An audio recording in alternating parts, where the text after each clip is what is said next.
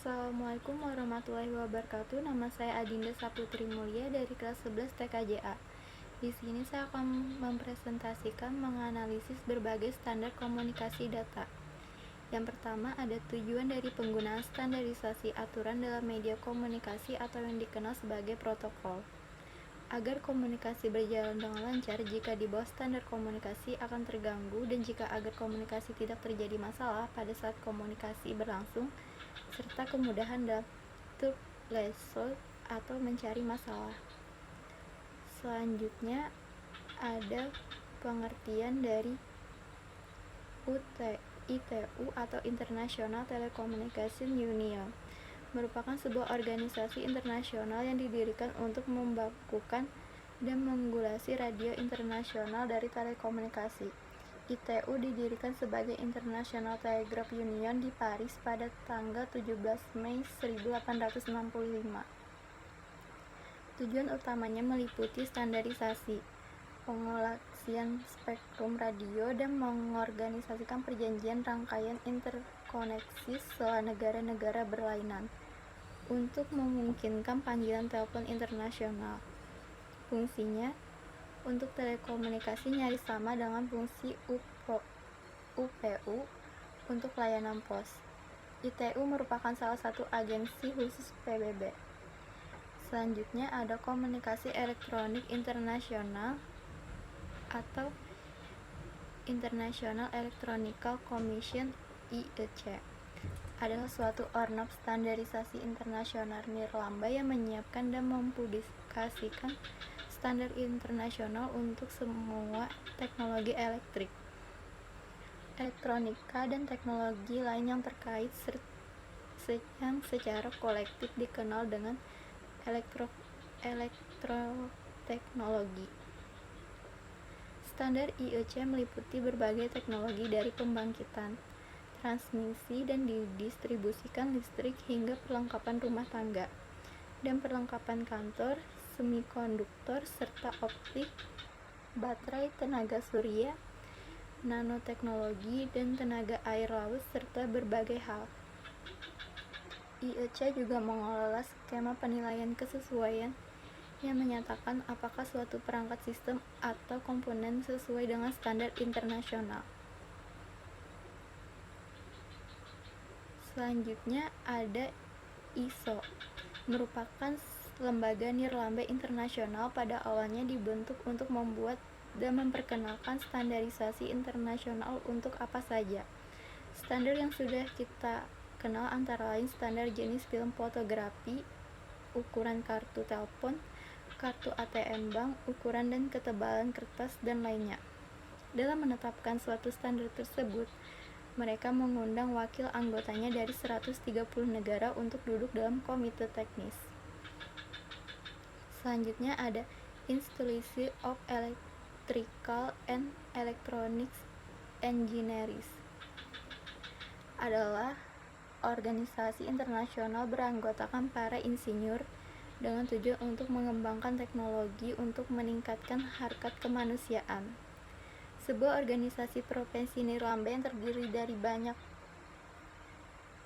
ahli di bidang teknik yang mempromosikan pengembangan standar-standar dan bertindak sebagai pihak yang mempercepat teknologi-teknologi baru dalam semua aspek dalam industri dan rekayasa atau engineering yang mencakup telekomunikasi, jaringan komputer, kelistrikan, antariksa, dan elektronika. Selanjutnya ada ANC atau American National Standard Institute, adalah sebuah lembaga nirlaba swasta yang mengawasi pengembangan standar konsensus sukarela untuk produk, jasa, proses, sistem, dan personal di Amerika Serikat. ANSI memiliki akreditasi untuk standar yang dikembangkan oleh perwakilan dari lembaga pengembang standar, instalasi pemerintah, kelompok konsumen, perusahaan, dan lain-lain. Standar tersebut memastikan agar karakteristik dan kinerja produk konsisten, sehingga masyarakat menggunakan definisi dan istilah yang sama dan produk diuji dengan cara yang sama. Selanjutnya ada pengertian dari ATS atau Arsenal Trade Association yang disesuaikan untuk aplikasi kontrol real time antara industri dengan commercial marketplace. ARSenet juga sukses dipakai dalam mentransmisikan dan menerima paket data antara network node dan node memakai ARSenet controller chip dan kabel transceiver dan dihubungkan dalam network. Selanjutnya ada CIE, International Commission on Illumination, adalah otoritas internasional pada cahaya, penerangan, warna, dan ruang warna. Itu didirikan pada tahun 1913 sebagai penerus Commission Internasional di Ptolemaic yang didirikan pada tahun 1900. Pada saat ini berpusat di Wina, Australia. Selanjutnya ada DSA atau Data Interchange Standards Association, adalah organisasi yang mendukung berbagai organisasi lain sebagai besar bertanggung jawab untuk pengembangan standar pertukaran bisnis elektronik lintas industri. Bisa menjabat sebagai sekretariat untuk ASC X12 dan proses pengembangan standar X12 EDI dan XML mulai Januari 2016 DISA sudah tidak ada lagi. Selanjutnya ECA atau Electronic Component Assemblies dan Material Association merupakan memberlakukan standar untuk komponen elektronik pasif dan aktif, susunan dan rakitan komponen dan peralatan dan perlengkapan elektronik komersial dan industri.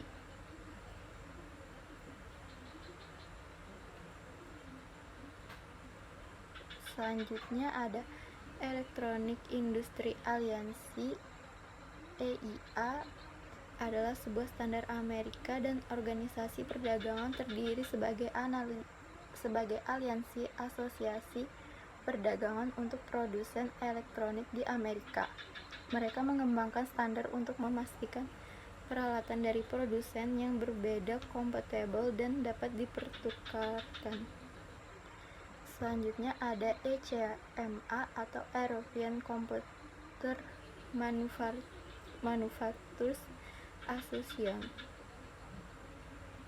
adalah organisasi nirlaba yang mengembangkan standar perangkat keras komputer, komunikasi, dan bahasa pemrograman.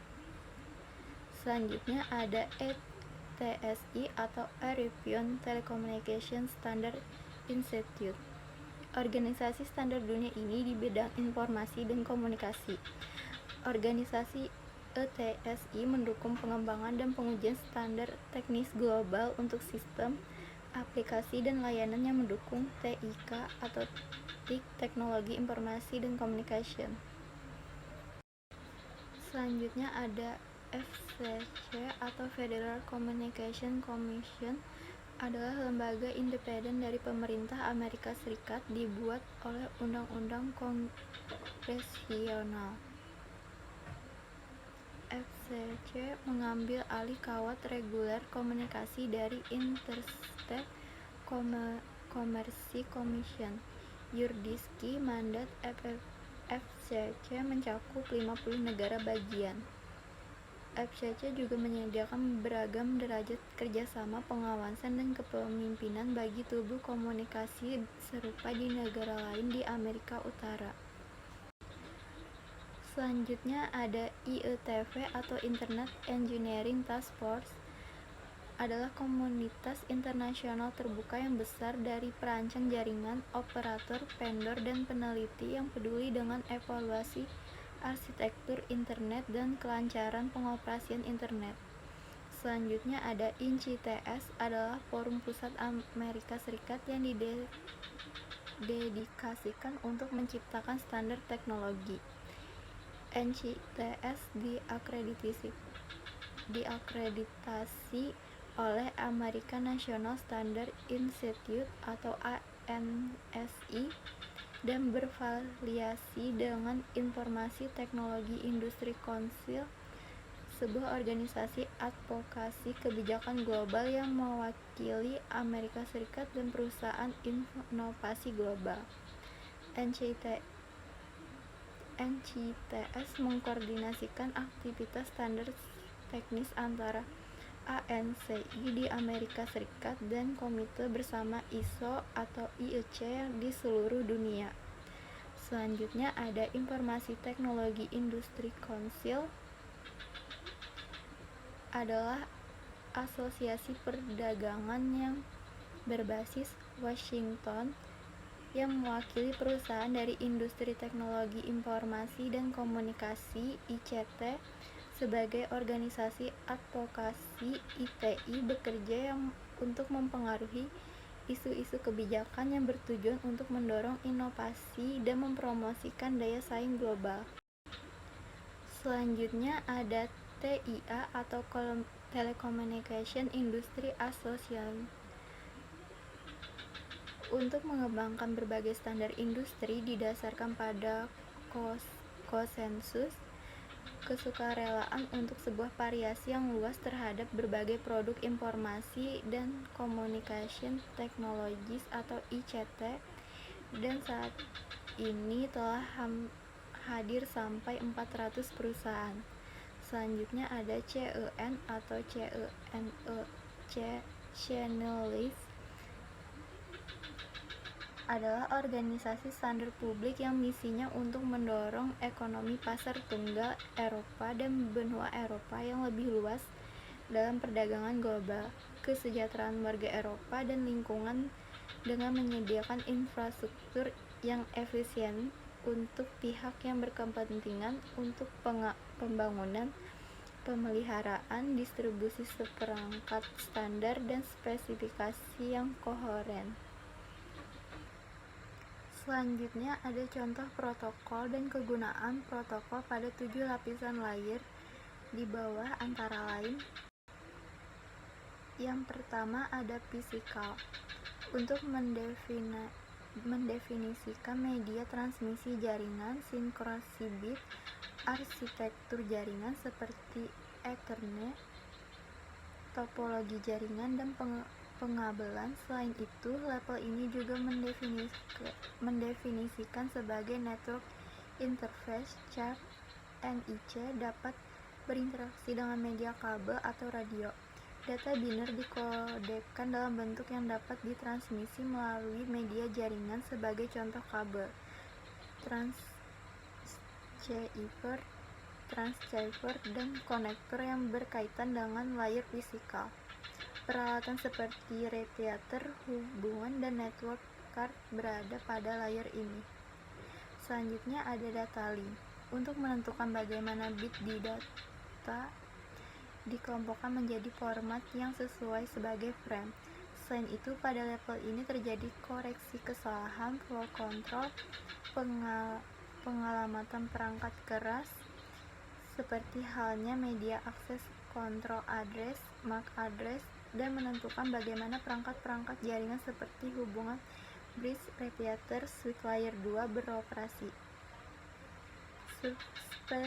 Spesifikasi IEE 802 membagikan level ini menjadi 2 level anak, yaitu lapisan Logical Link Control (LLC) dan lapisan Media Access Control (MAC).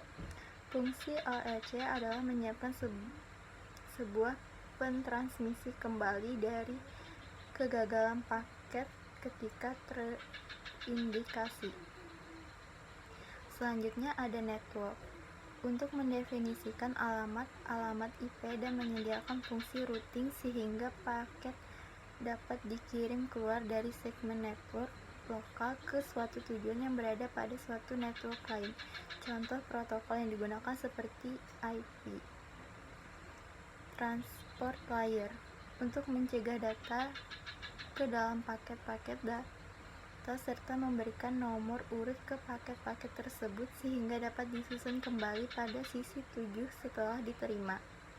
Selain itu, pada level ini juga membuat sebuah tanda bahwa paket diterima dengan sukses dan mentransmisikan ulang terhadap paket-paket yang hilang di tengah jalan. Selanjutnya ada session untuk mendefinisikan bagaimana koneksi dapat dimulai, dipelihara, atau diakhiri. Beberapa protokol pada layer ini, NetBIOS, suatu session interface dan protokol dikembangkan oleh IBM yang menyediakan layanan ke layar presentation dan layar application NetBEUI atau NetBIOS Extended User Interface, suatu pengembangan dari NetBIOS yang digunakan pada produk Microsoft Networking seperti Windows NT dan LAN Manager. ADSP atau AppleTalk Data Stream Protocol, PAP Printer Access Protocol yang terdapat pada printer photoshrink untuk akses pada jaringan AppleTalk. Selanjutnya ada presentation untuk mentranslasikan data yang hendak ditransmisikan oleh aplikasi ke dalam format yang dapat ditransmisikan melalui jaringan. Protokol yang berada dalam level ini adalah perangkat lunak redirector atau redactor software seperti layanan workstation dalam Windows NT, dan juga network shield semacam virtual network computing PNC atau remote desktop protocol. Selanjutnya ada application sebagai antarmuka dengan aplikasi dengan fungsionalitas jaringan, mengatur bagaimana aplikasi dapat mengakses jaringan dan kemudian membuat pesan-pesan kesalahan. Protokol yang berada dalam lapisan ini adalah HTTP, FTP, SMTP, dan NPS. Sekian presentasi dari saya. Wassalamualaikum warahmatullahi wabarakatuh.